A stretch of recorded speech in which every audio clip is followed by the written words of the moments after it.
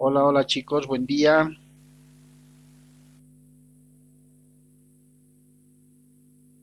Buen día, buen día. Buenos días, doctor. ¿Cómo estás, Lisma? Buen día. Bien, veremos de que en un par de segundos se conecten todos para poder aprovechar las dos sesiones. Hoy es nuestra clase de retroalimentación antes del examen del día lunes y vamos a tocar los temas pues que van a ingresar al examen del segundo parcial.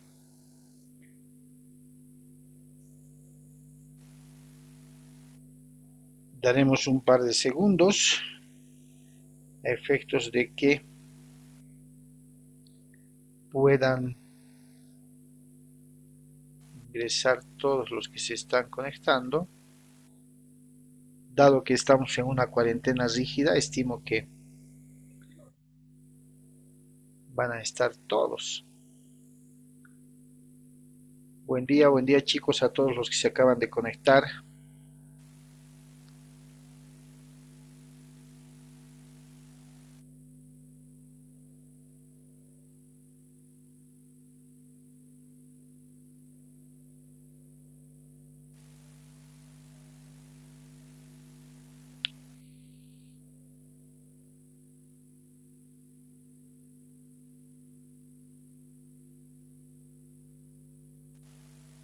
Bien, conforme fuimos abordando los temas de avance que se encuentran programados para esta materia en el presente semestre, nos topamos con el tema de la ineficacia de los contratos. La ineficacia de los contratos nos muestra cuáles pueden ser las circunstancias, situaciones o causales que vayan a generar la no validez legal, es decir, la invalidez legal de un contrato. Y entre estas formas de ineficacia de los contratos, nuestro Código Civil establecimos que se conoce cuatro formas de generar la ineficacia de un contrato: la nulidad, la anulabilidad, la rescisión y la resolución de contratos. En el tema de la nulidad, cuando ingresamos ya de manera directa a ver los temas de la nulidad de contratos, sí, vamos a trasladar la cámara ahí. ¿Dónde más? Dimos por noción que la nulidad es una de las formas de ineficacia de un acto jurídico como consecuencia de carecer de las condiciones necesarias para su validez, sean estas de fondo o sean estas de forma.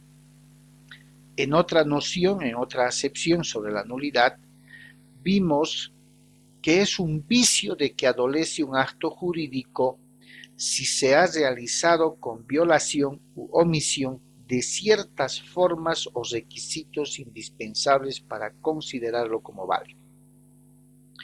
Es importante entonces recordar que cuando hablemos de nulidad vamos a hacer una comparación sana con el número 0 y nos vamos a preguntar, ¿el 0 tiene algún valor por sí solo?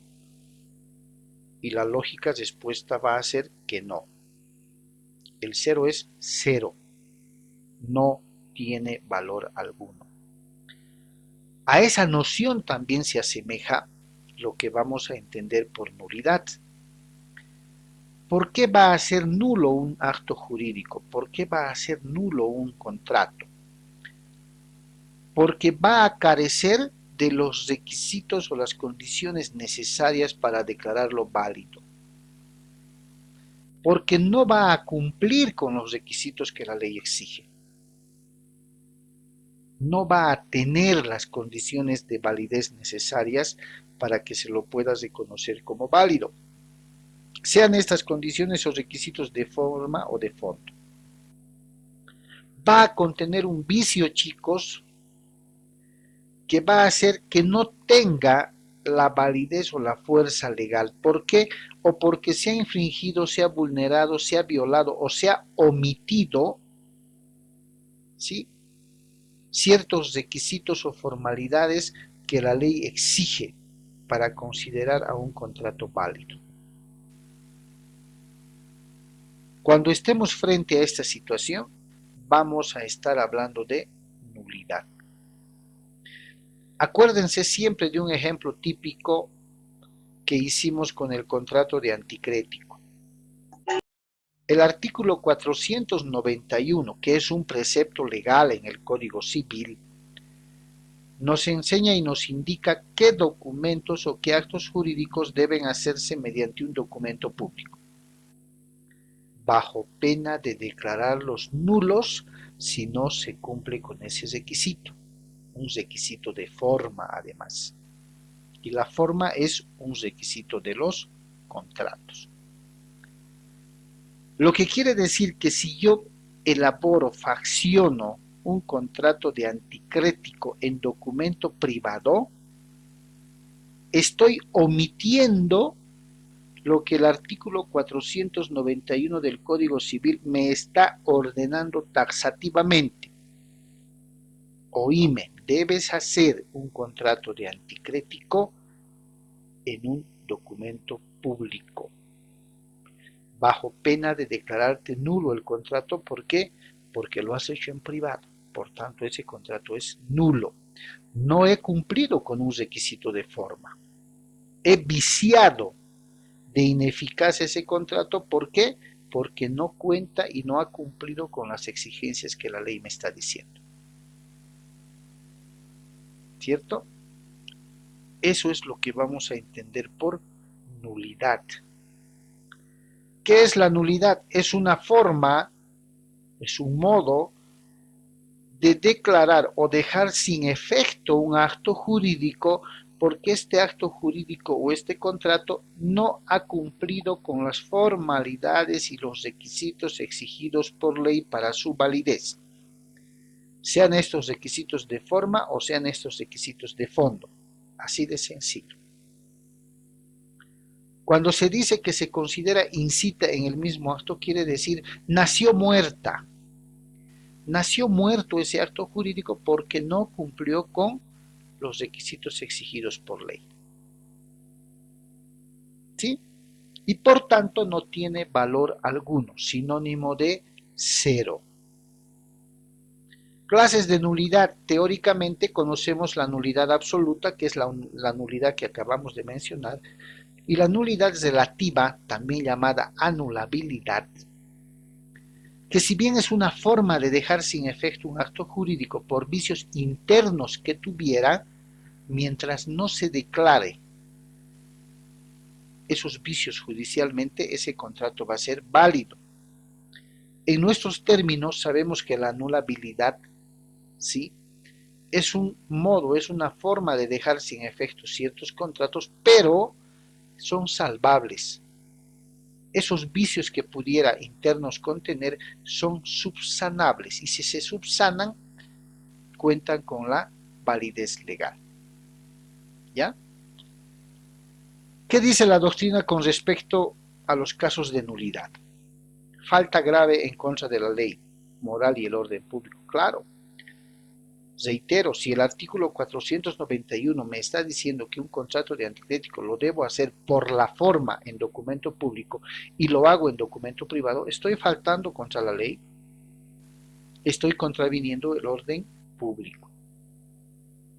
Va a ser nulo, dice, cuando existe una causa ilícita en el contrato. Cuando se elabore un acto jurídico o se celebre un acto jurídico con bienes o cosas que están fuera del comercio o servicios contrarios, cuando el objeto sea ilícito. Va a ser nulo un contrato cuando exista la ausencia de requisitos o elementos esenciales establecidos por ley, lo que acabamos de reiterar hace un momento, ¿cierto? El artículo 549, si mal no recuerdo, del Código Civil nos establece claramente cuáles son las causales de nulidad y les pido por favor darle una revisada a momento de estudiar. Causas de nulidad y causas de anulabilidad, los dos, ¿ya? Bien, ingresando cuando vimos el tema de la anulabilidad, para mejor entender, establecimos que un contrato es anulable cuando, concurriendo todos los requisitos esenciales, adolece de un vicio que lo invalida. Es decir, a diferencia de las causales de nulidad, la anulabilidad tiene las características de que en ese acto jurídico, en ese contrato, sí se presentan los requisitos o las formalidades esenciales que exige la ley. Pero hay un vicio, hay algo que se nos ha escapado internamente y que podría dejar sin efecto ese acto jurídico o ese contrato. Pero en la anulabilidad, esos pequeños vicios que se podrían generar son subsanables, son salvables. Y una vez salvado el hecho o la observación o el vicio, ese documento o ese acto jurídico tiene toda la validez legal. Como dice el segundo párrafo de la presentación, los actos anulables son válidos mientras no se declare su nulidad. De ahí que la anulabilidad sea también llamada por algunos, por muchos digo yo, como nulidad relativa. Y si se acuerdan, pusimos el ejemplo de un esposo que sin la participación de la esposa firma un contrato de venta de un inmueble, el documento corre todos los trámites necesarios, pero al llegar a derechos reales le observan el trámite y le dicen: momentito, no se puede registrar esta transferencia. ¿Por qué? Porque falta la firma de la esposa, el consentimiento de la esposa. ¿Esa observación hace que nuestro documento sea totalmente inválido? No. ¿Se puede subsanar? Sí, con un documento complementario donde la esposa ratifique la venta y manifieste su consentimiento.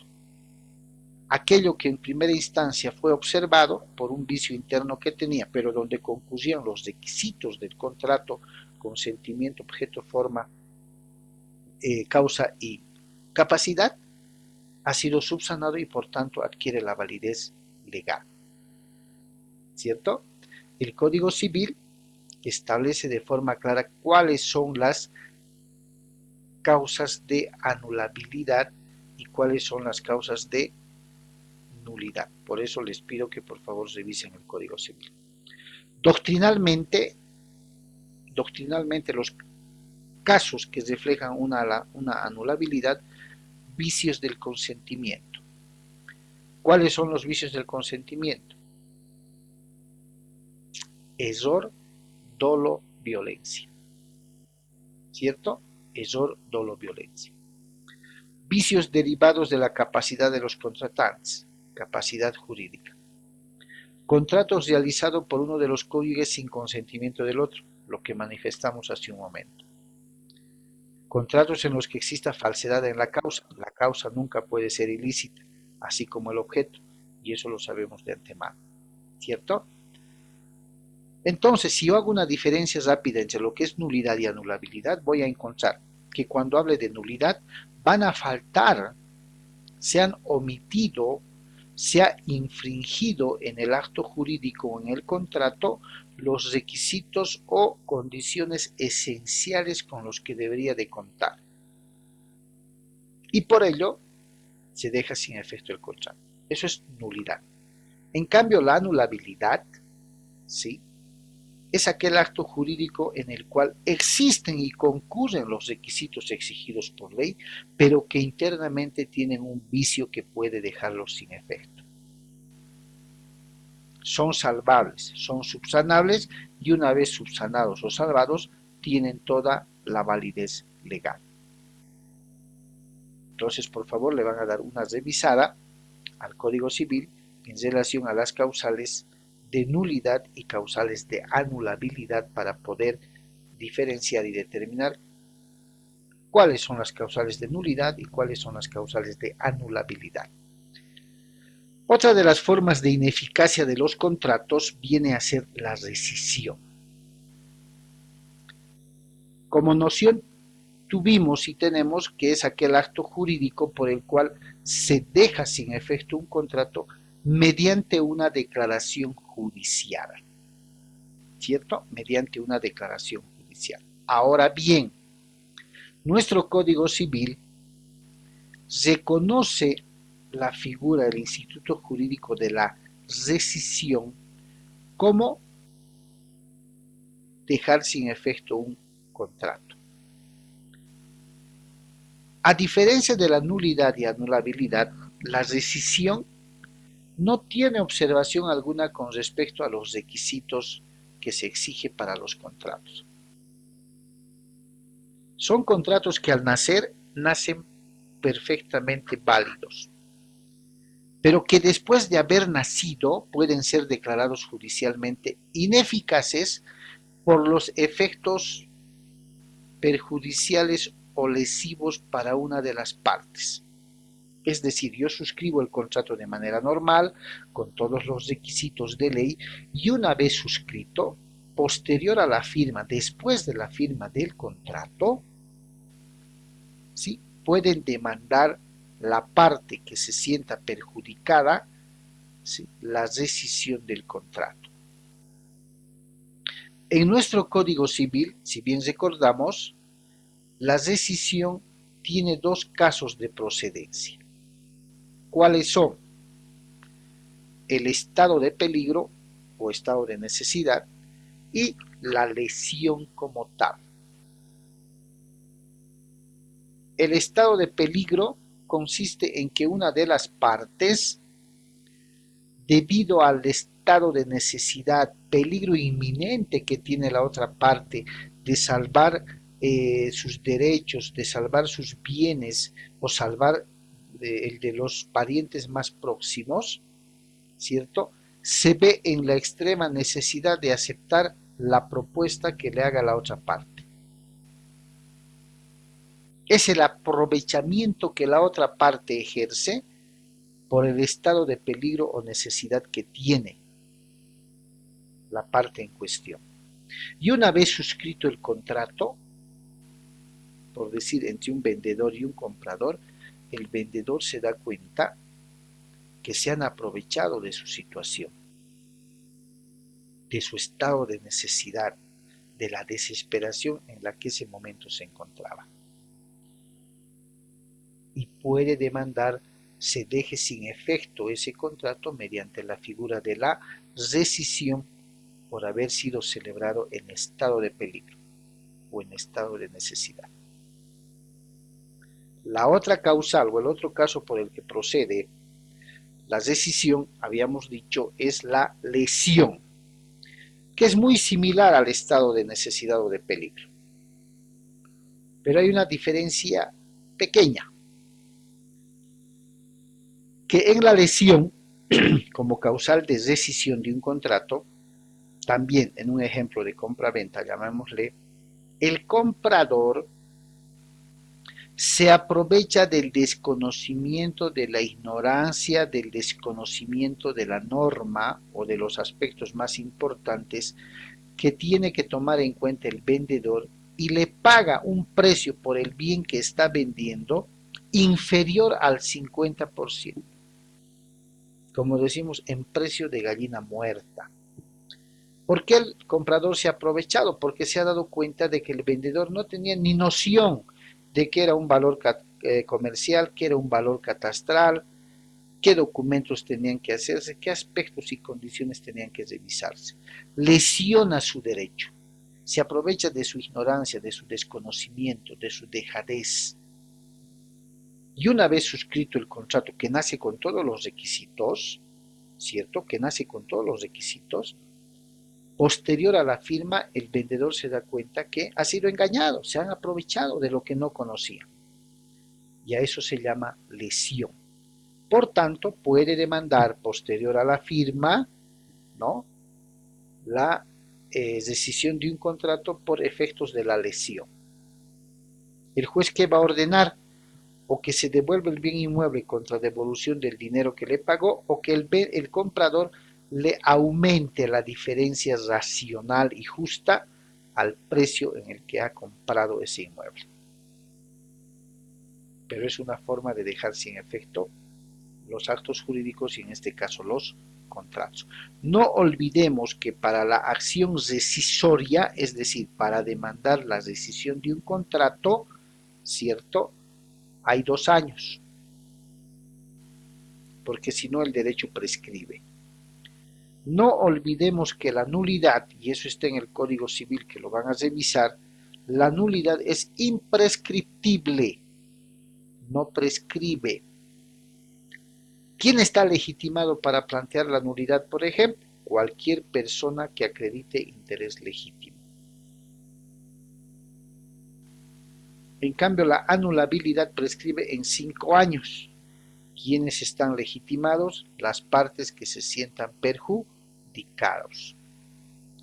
La acción de rescisión, para demandar la rescisión de un contrato, prescribe a los 2 años. ¿Quiénes pueden demandar? Las partes que hayan sido perjudicadas. ¿Cierto? Después vimos otra forma de ineficacia de los contratos que se denomina resolución. Resolver ese contrato, dejar sin efecto ese contrato, que a momento de nacer a la vida jurídica nació con todos los requisitos de ley, ¿sí? Con todos los requisitos. ¿Cuándo opera entonces la resolución de un contrato? La resolución de un contrato opera cuando una de las partes incumple lo pactado en el contrato, lo acordado en el contrato. ¿Quién es el legitimado para demandar una resolución? La parte que ha cumplido, que demanda en contra de la parte que ha incumplido. ¿Qué es lo que pide el demandante frente a una causal de resolución? Lo que pide es: 1. Se resuelve el contrato, se deje sin efecto el contrato y se reconozcan daños y perjuicios. O en su caso, puede pedir y exigir el cumplimiento del contrato más el reconocimiento de los daños y perjuicios. También está en el Código Civil. Lo que quiere decir que una vez firmado un contrato, ante el incumplimiento de una de las partes, la parte que ha cumplido con el contrato, así como se acordó, puede demandar se deje sin efecto ese contrato por incumplimiento de una de las partes, de la otra parte. O en su caso, viendo su conveniencia y sus intereses, puede demandar el cumplimiento del contrato y el consecuente reconocimiento de daños y perjuicios. ¿Se dan cuenta? Quien puede accionar una demanda de resolución siempre va a ser demostrando lógicamente la parte que ha cumplido. ¿Ya? Si se acuerdan, esas fueron las 4 formas de ineficacia de los contratos: nulidad, anulabilidad, rescisión y resolución de contratos. Nulidad, les había dicho, sinónimo de cero. El cero por sí solo no tiene valor alguno. La nulidad es sinónimo de cero. Un acto jurídico declarado nulo no tiene valor alguno. Jamás nació la vida jurídica, no existió.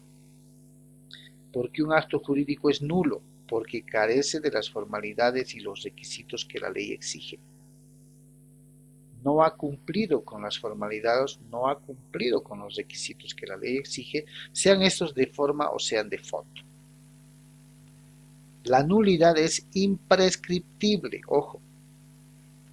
¿Quién puede demandar la nulidad? Cualquier persona que acredite tener interés legítimo.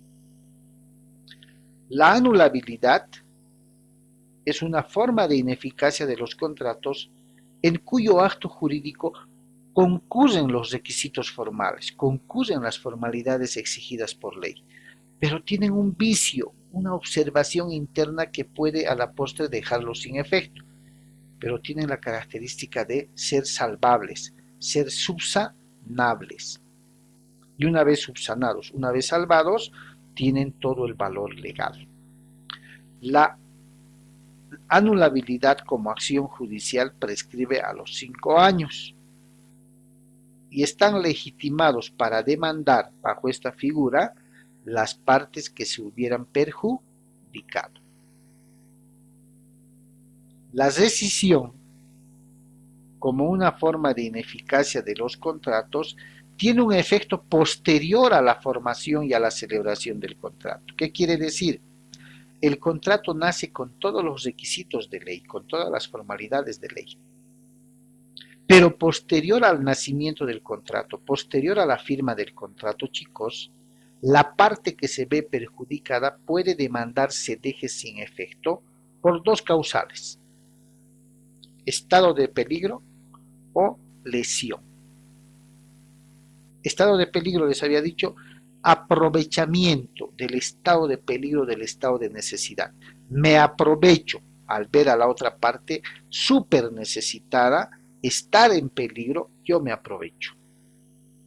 Lesión, también me aprovecho, pero de la ignorancia, del desconocimiento en determinada área o determinado tema, especialmente el tema de los valores, de los precios, y logro, mediante la lesión, comprar un inmueble a la otra parte pagando por debajo del 50% de su valor real. Entonces la parte que se ve perjudicada se da cuenta, ¿sí?, y puede demandar se deje sin efecto el contrato, buscando que se le devuelva el inmueble, devolviendo el dinero, o en su caso se les reintegre la diferencia que razonable y justamente le correspondía. Resolución, otra forma de dejar sin efecto los contratos posterior a su firma.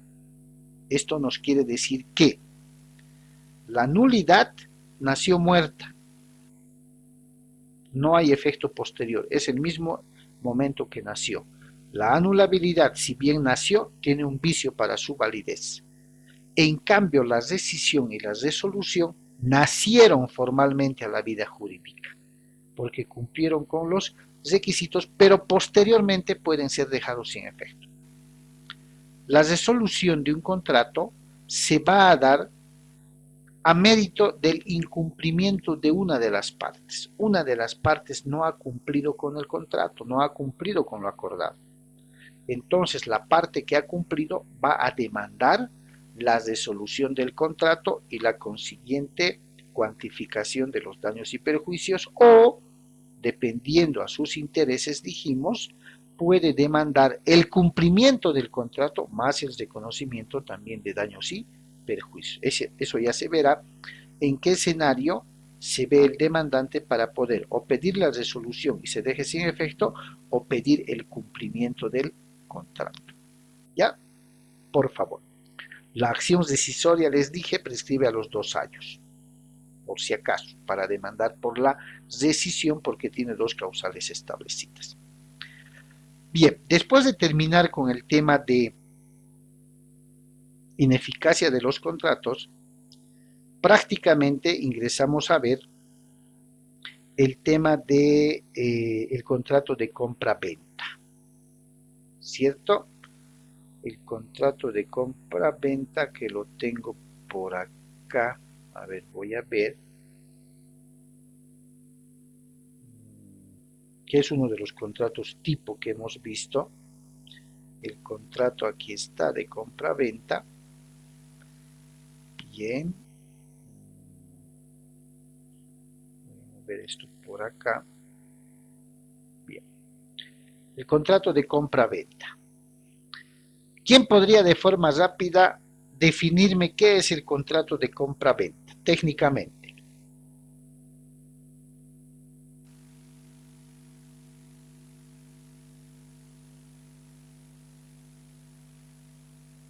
Doctor, Sí, adelante.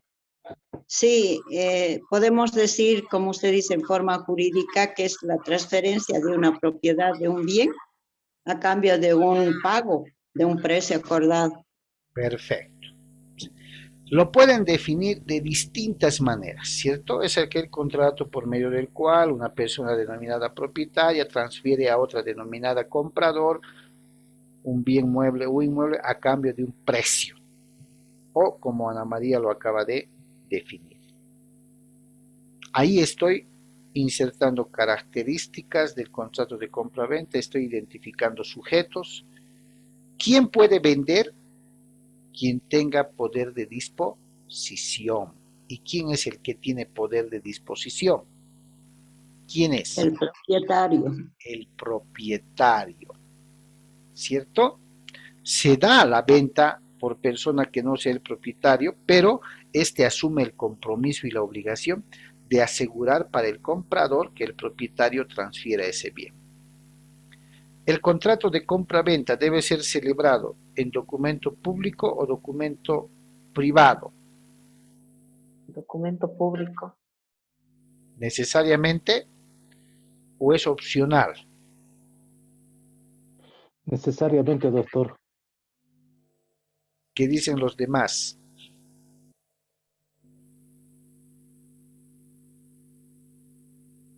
Si revisamos el Código Civil, el 491 y el 492, que debe ser famoso para ustedes, nos vamos a dar cuenta que en el 491 no exige la ley por la forma, ¿no? No exige la ley por la forma que un contrato de compra-venta deba ser celebrado en documento público. Sí está consignado en el artículo 492, pero les había dicho que en la práctica, en la vida profesional, ¿sí?, estilamos celebrar, elaborar ese contrato en el formato de documento público. ¿Para qué? Para que exista una escritura pública independiente, pase por un proceso de protocolización y el trámite inclusive en derechos reales sea más rápido que lo que concierne de un trámite de compra-venta con un documento privado. Si bien no estamos obligados a hacer en documento público, pero se sugiere, se recomienda, dada la práctica profesional allá afuera en el mercado, que se lo celebre en el formato de documento público. Estamos. No olvidemos nunca los requisitos que configuran el contrato. Consentimiento, objeto, causa, forma, capacidad. Debemos tener presente que el objeto también debe cumplir, así como la causa, dos requisitos. El objeto debe ser lícito, el objeto debe ser determinable o realizable. ¿Cierto? Si el objeto es ilícito, el contrato es nulo. Si el objeto no es realizable, el contrato es nulo. Si la causa no es lícita, el contrato también va a ser nulo porque no va a cumplir con los requisitos que la ley establece. ¿El contrato de compra-venta es un contrato bilateral? Sí, porque le genera a ambas partes una prestación y una contraprestación. ¿Es oneroso? Porque concurre un precio. ¿Es consensual? Sí, es un contrato de libre discusión porque las partes hacen su oferta y contraoferta hasta llegar a un acuerdo definitivo. ¿Es un contrato traslativo de dominio? Claro que sí, se está trasladando el poder jurídico de disposición, uso y goce del propietario vendedor al comprador, ¿cierto? Por tanto, cumple con esas características. Los bienes inmuebles, por lo general, dijimos, se transfieren con una minuta, y ese es el proyecto de documento público, ¿cierto? Que debe pasar por un tratamiento, una etapa de protocolización en la notaría para su posterior inscripción en derechos reales. Cuando se trata de bienes muebles sujetos a registro, como vehículos, naves, aeronaves, motocicletas, es indistinto hacerlo en documento público o privado, pero también para efectos de registro se sugiere que se lo haga en documento público. Vimos la compra-venta con reserva de propiedad, la venta que se hace bajo un plan de pagos, ¿cierto? El comprador llega a adquirir la totalidad del derecho propietario una vez que paga la última cuota. Vimos la modalidad de compraventa de cosas genéricas, ¿cierto? Y dijimos que en esta clase de contratos el comprador llega a adquirir la propiedad del bien mediante la individualización del objeto de venta, que posteriormente puede ser especificado. No es muy usual. Nadie hace un contrato por cosas genéricas, pero bueno, está establecido en el Código Civil. El contrato de compra-venta con reserva de satisfacción establece que el comprador llega o adquiere la propiedad del bien cuando le manifiesta al vendedor su entera satisfacción y conformidad con el bien objeto del contrato, ¿no? Bien, de cosa futura. A ver, en este tipo de contratos de compra-venta de cosa futura, las partes realizan la compra-venta de un objeto o bien que aún no existe, pero tienen la probabilidad y esperanza de que el mismo llegue a existir. El profesor Ortiz Matos, en su libro de los bienes y modos de adquirir la propiedad, señala que este tipo de contratos adopta dos formas. Venta de cosa esperada, ¿sí? Caso en el que si la cosa no llegara a materializarse, no llegara a existir, la venta no concurre, es nula. O venta de esperanza, caso en el que el comprador asume el riesgo de la operación accesoria o aleatoria y debe pagar siempre el precio aunque la cosa no llegue a existir. Contrato de riesgo. Ustedes han llevado Derecho Civil 2, ¿no? Es legal y permitido en la legislación boliviana el contrato de compra-venta en el estado de prehorizontalidad, ¿o no es? Sí, doctor, es legal. Es legal. ¿Es un contrato de compra-venta de cosa futura o no es? Es de cosa futura. Es de cosa futura. Un edificio que se está empezando a construir con todas las de la ley, planos aprobados, orden de las autoridades, y ven ahí, se vende departamentos en estado de prehorizontalidad. El departamento aún no existe, pero tengo entendido que va a existir por lo que están construyendo. Entonces puedo comprar ese departamento en el estado de prehorizontalidad y se asemeja perfectamente a la compra-venta de cosa futura, ¿cierto? A eso se refiere. El contrato de compra-venta de cosa ajena tiene que ver también con que si bien el que me vende no es el propietario, este me tiene que asegurar que el propietario va a firmar la minuta de transferencia. Ese es el contrato de compra-venta que vimos, ¿cierto? Con todas sus particularidades que acabamos de repasar. Bien, estamos llegando al final de la primera sesión, chicos. 2 segundos, por favor, y les vuelvo a pasar el link para que se conecten inmediatamente, ¿ok? Está bien. Está bien, doctor, gracias.